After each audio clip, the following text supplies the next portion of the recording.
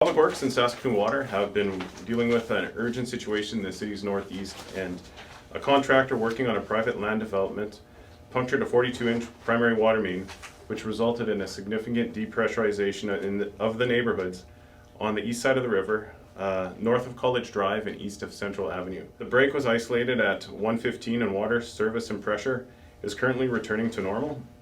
In the meantime, and as a safeguard, a drinking water advisory is in effect for the above mentioned areas. Right now, city staff are checking the system and conducting water quality tests. And in addition, we have Saskatoon Water doing a bunch of modeling, as I mentioned before. And this is really just to help determine the extent, what happened, and whether or not we can reduce the area here later this afternoon, and what the area truly was affected. We will be using Notify Now to advise affected customers and citizens of the drinking water advisory and where to find further information. When it first came in, we had a lot of information coming in all at once. We wanted to make sure we captured all the neighborhoods in that general area and make sure that we knew what was affected.